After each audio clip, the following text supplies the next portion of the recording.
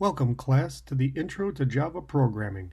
In this lesson, we will review the keyword final, the different uses of final, along with some code examples. There are times in your application when the value of a variable or property cannot be changed. It should remain constant. For example, the value of pi should always be something like 3.14159. The term final is used to indicate a value cannot change. Final is a keyword meaning the value cannot be modified, inherited, or overwritten. The term final, read-only, and constant are interchangeable. They are used to explain that something cannot be changed, even if the keyword final is not present. For example, the values of an enum are considered final, even though the keyword is not present. A property of an interface is considered final without using the keyword. In many cases, the keyword final is used to declare a read-only constant, like the previous example for pi. Both a variable and a constant are variables that hold a value. The difference is, a constant is a variable whose value cannot change. Final variables or constants are an important part of programming. The use of constants will make your code more readable, eliminate risks, and allow for easy changes in the future. Here are a couple of Coach Joe rules to consider. Coach Joe rule number 9 states, no magic numbers. You should have no hard-coded numbers in the code. It's better to assign these numbers to a variable or a constant. One example is the maximum number of players in your adventure party. Let's say 6 is the maximum number. The code could have one or many if conditions checking to see if the party size is less than 6. The number 6 is hard-coded into a statement and is considered to be a magic number. What if we decided to change the game and allow 8 players? We need to change all the lines of code in the application to replace 6s to 8s. It's possible to forget to change all these values, then the application may not behave correctly. It's better to have an easy-to-read constant that holds the magic number. One change to the constant applies to all the code in the application. Coach Joe rule number 10 states, no hard-coded values. Similar to magic numbers, you should not have hard-coded values like connection strings, paths, and file names. It is better to assign these values to a variable or a constant. One example is hard-coding the file path where all the game files are stored. The file path could be used in many methods of the application. Later, if the file path must change, all the code in the application that used that hard-coded string will have to change. It is better to have an easy-to-read constant that holds the value. One change to the constant applies to all the code in the application. Final has 4 uses: final variable, final parameter, final method, and final class. Let's start with the most common use, the final variable. Final variables are often referred to as constants. The value cannot be changed once initialized. A final variable is typically a property of a class and sometimes a variable inside a method. Here is the syntax for a final property of a class. After the access modifier is the keyword final, followed by the data type and variable name. It is preferred to use all uppercase letters separated by an underscore. This is a clue to other developers the variable is a final constant. Once defined, the value cannot be changed. A final variable can be created inside a method as well. Here is the syntax for a final variable. The final keyword appears before the data type and then the variable name. It is preferred to use all uppercase letters separated by an underscore. Once defined, the value cannot be changed. A final property of a class that is not initialized at the time of declaration is known as a blank final variable. It must be initialized in the constructor or it will generate a compiler error. Here is the syntax for a blank final variable. After the access modifier is the keyword final, followed by the data type and the variable name.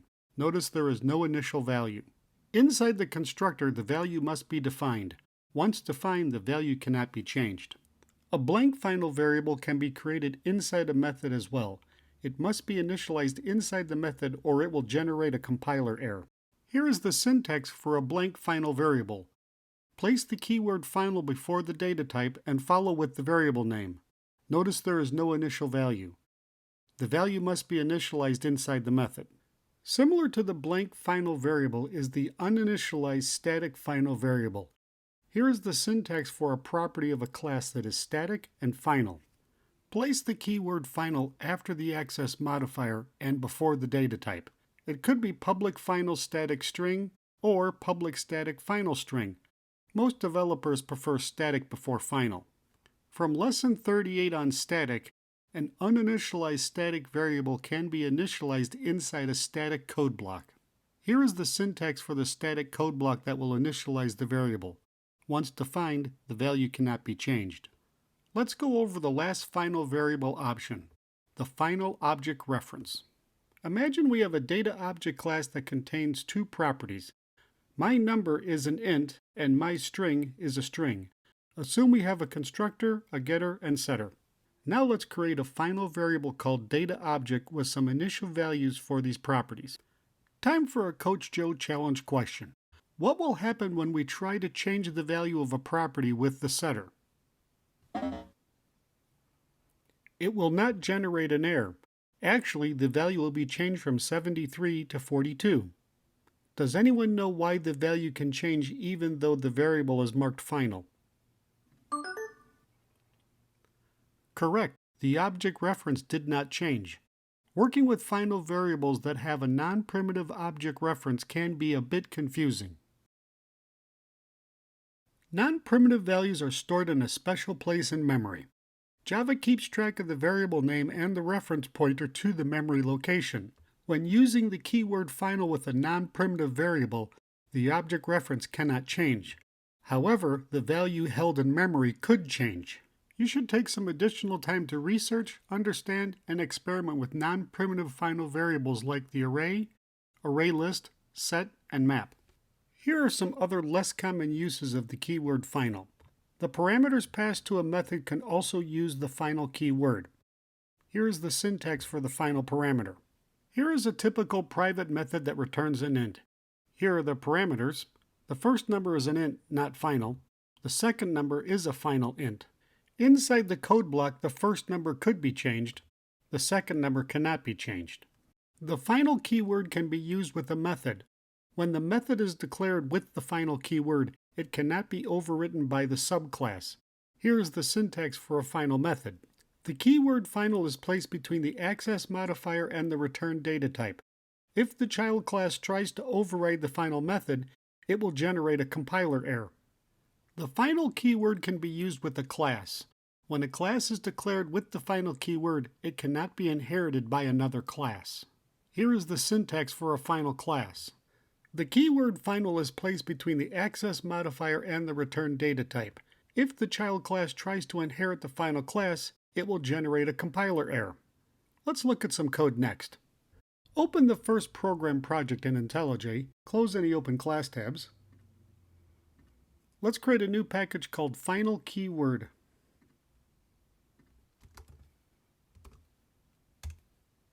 Let's create a new class called data object.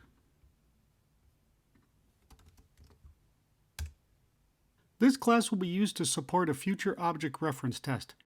Here are two private properties. Here is a constructor used to set the two properties. And here are the getters and setters for the two properties.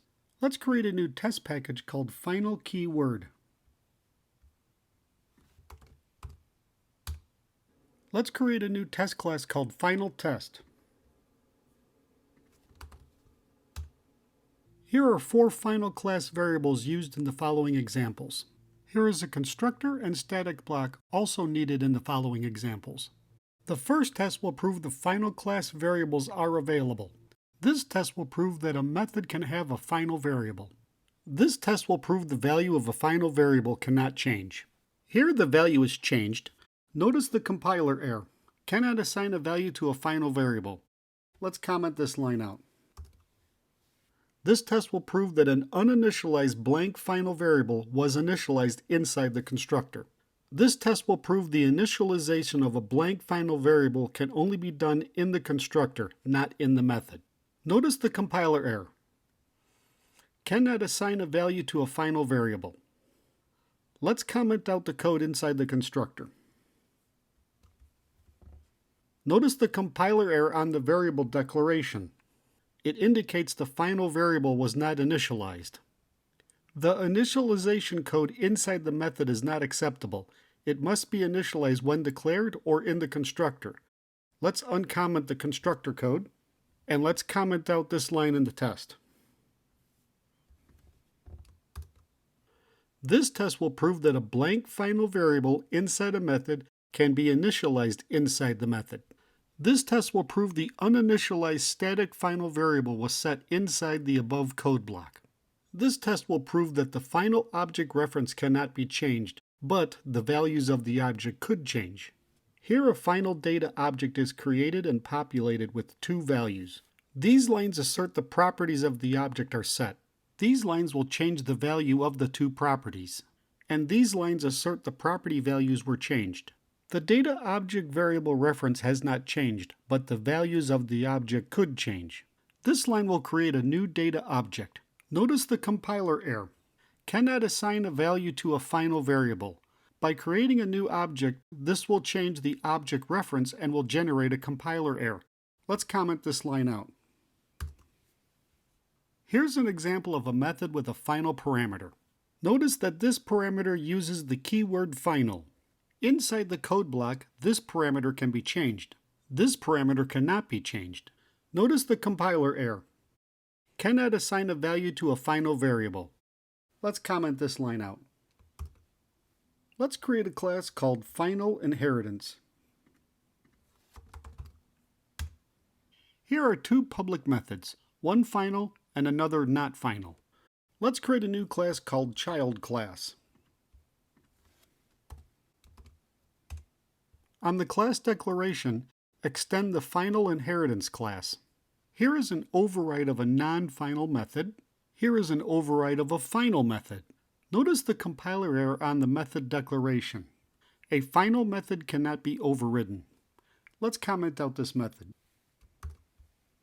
Let's create a new class called Final Class.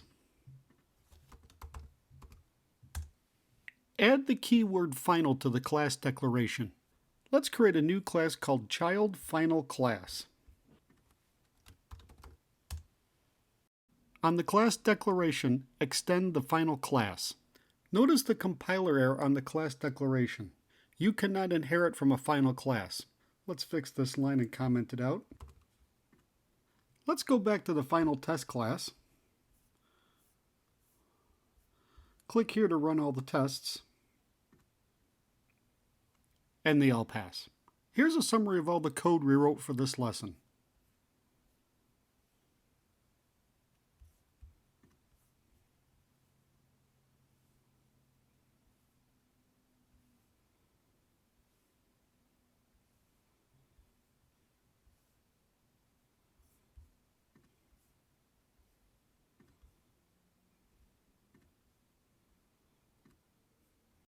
You should now have an understanding of the keyword final and constant along with different uses.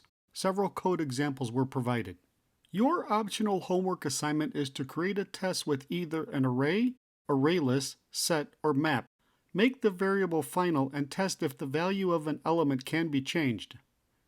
In the next lesson, we'll discuss scope. Remember, future senior developers, make it work, prove it works, then make it better. Ready, break!